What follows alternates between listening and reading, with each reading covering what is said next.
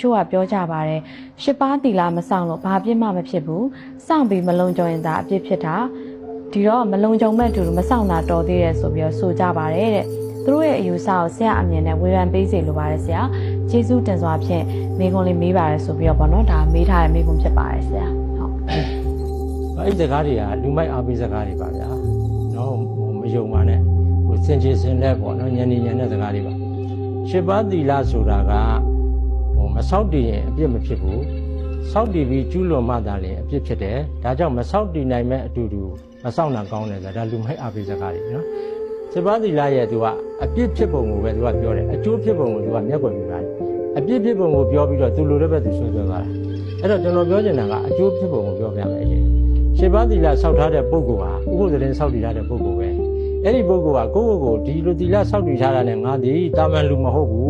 းနော်တာမန်ရိုးလူလိုမဟုတ်ဘူးတီလာသတင်းဆောက်တည်ထားတာဖြစ်တဲ့အတွက်သူဘာလုပ်မလဲအဲ့ဒီဥပုသ်တီလာနဲ့ဆောက်တည်တဲ့ဘုရားရှိခိုးတာတို့ပဋိစိတ်တာတို့တရားစာဖတ်တာတို့တရားစကားပြောတာတို့လုပ်ဖြစ်မှာပေါ့မဟုတ်တဲ့နေရာတွေလည်းဘယ်သွားဖြစ်မလဲဗျာကျန်တဲ့ချိန်သွားခြင်းသွားပေါ့ဒါထားပါတော့အဲ့ဒီလိုတွေလုပ်တာကဘာဖြစ်လဲဆိုရင်တမ္မပဒံတရား၄ပါးကိုပွားများနေရတယ်တခါလဲတန်းဝင်တယ်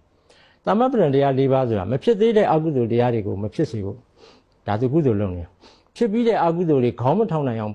ငြိမ်သက်အောင်သူပယ်တတ်ပြနေတာကုသိုလ်နဲ့ပယ်တတ်နေတာမဖြစ်သေးတဲ့ကုသိုလ်တွေထပ်ဖြစ်တာဖြစ်ပြီးတဲ့ကုသိုလ်တွေထပ်တိုးပွားတာအာသိတ်ကောင်းတဲ့ဟာတမ္မပဒံတရား၄ပါးအဲ့ဒါခြေပါးသီလဆောက်တည်ပြီးရင်ဒါတွေဆက်လုပ်ဖြစ်တယ်မဆောက်တည်တဲ့လူကမလုပ်ဖြစ်ဘူးဒါကိုတော့သူကမပြောဘူးရှို့ထားတယ်ရှို့ထားပြီးတော့ခုနဟာကိုသူအကြောင်းပြတယ်ပေါ့နော်လူစဉ်ပေးတယ်အဲ့တော့ကျွန်တော်တို့လူဘဝရလာတဲ့ဆိုတာမနုဿတ္တဘာဝတုံလဘောအမတန်ရခဲ့တဲ့တုံလဘာပါရမီ10ပါးဆိုတာလူဘဝမှာပဲအပြည့်စုံဖြစ်ကျင်နိုင်တယ်ကျန်တဲ့ဘဝတွေမှာမဖြစ်နိုင်ဘူးလို့ပါတယ်အဲ့ဒါလိုအခွင့်အခါကောင်းရထားပါလျက်နဲ့ရှင်းပါးသီလဆိုရင်တော့မဆောက်တည်တာကောင်းတယ်ဆောက်တည်ပြီးအပြည့်ဖြစ်ရင်ဆိုသူ့လိုလျှောက်တွေးရင်က9ပါး10ပါး229တဲ့ပူတော်ဆိုးသေးတယ်ဗျာသာသနာကွယ်သွားမှာဗောဒီလောက်အခက်အခဲတွေဘယ်သူမှမလုပ်ချင်ကြတော့ဘူးလေအဲ့ဒါလိုမျိုးမဖြစ်စေရဘူးနော်မောဃကာလဆိုတ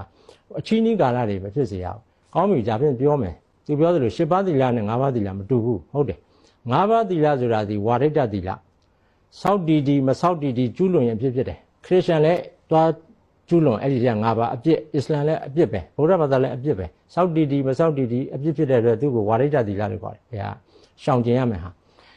10ပါးသီလသည်9ပါးသီလသည်10ပါးသီလသည်ဇာရိတ္တသီလဖြစ်တယ်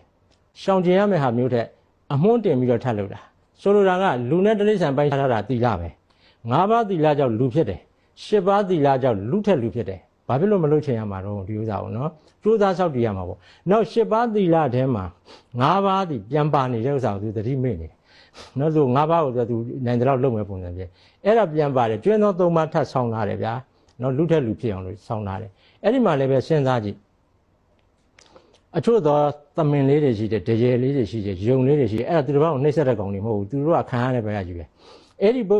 တိရစ္ဆာန်လေးတွေကြီးသူတို့ပါဏာတိပါဒမတတ်ဘူးနော်သူတို့ဘာသက်လျှောက်တတ်နေတာမဟုတ်ဘူးကြားရချင်းသေးတယ်သူဥစ္စာဆိုလည်းခိုးတာမဟုတ်ဘူးဟိုစဘာကင်းနဲ့ဝင်စားတဲ့အချိန်တော့ထားလိုက်ပေါ့ဗျာသူများစဘာကင်းဝင်စားကာမေသူလည်းမရှိဘူးဆိုတာမေထုံမီဝဲပြီမဲ့သူတို့မှာကာ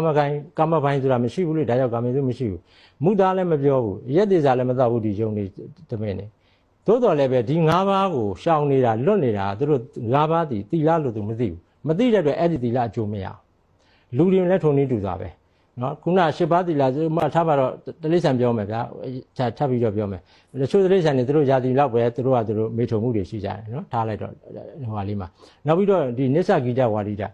တချင်းဆိုတယ်တီဆိုတယ်ပန်းပန်းနဲ့နန္တာလိမ့်နဲ့ဘယ်တိရစ္ဆာန်ရှိလို့တော့နော်ဟိုလူတွေကရှောက်လုပ်ပေးတဲ့ဟာတွေတမျိုးပေါ့နော်ခုတက်ပရိကပကြံစီပြီးလုပ်တဲ့ဟာပေါ့နော်နောက်တစ်ခါဥစ္စာတယနာမဟာတယနာမြင့်သောမြတ်သောနေရာတိရစ္ဆာန်ဆိုကြုံသလိုအိတ်တာပဲလေဒါပေမဲ့သူတို့ဒါ10ပါးတရားထဲမှာပါတာလည်းမသိဘူးစောက်တည်တာလည်းမဟုတ်ဘူးရှောင်တော်လည်းပဲအကျိုးမရှိအကျိုးမရဘူ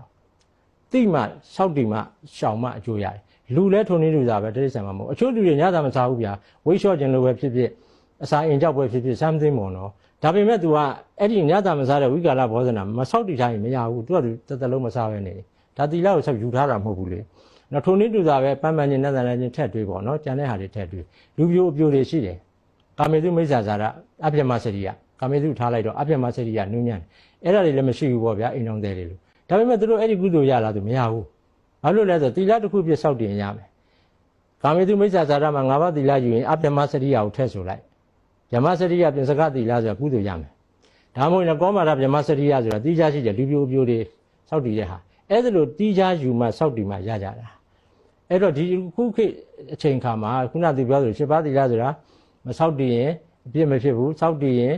စောက်တည်ပြီးမနိုင်တာအပြစ်ဖြစ်တယ်ဒါကြောင့်မစောက်တည်တာကောင်းတယ်လို့ပြောတဲ့ဟာကြီးအမှန်တော့အဲ့ဒါဝင်စနာစကားတွေပဲเนาะတက်သူမလုတ်ချင်လို့ညင်းနေတာဟာပဲစောက်တည်ပြီးရတဲ့အကျိုးတွေလည်းသူမသိဘူးစောက်တည်ရကောင်းမှန်းဆိုတဲ့သီလဆိုတာလည်းသူတို့မသိဘူးမသိလို့ပြောနေတာပေါ့เนาะဒါကြောင့်ခုနသူပြောတဲ့စင်ကြယ်စင်လက်ဆိုတာအမှန်တော့နားမယောင်ပါနဲ့เนาะအဲ့လိုပြောလာတဲ့လူကလည်းဘာနဲ့လားတရံတူလဲဆိုတော့ကြောက်တူးတုံနေတဲ့လူကငါရှိတယ်ဘာမှမကြောက်နဲ့လို့လှမ်းអော်ပြောသလိုပဲเนาะဘာမှအဓိပ္ပာယ်မရှိတဲ့စကားတွေပါလို့เนาะပြေကြလို့ပါဟုတ်ကဲ့ပါရှင်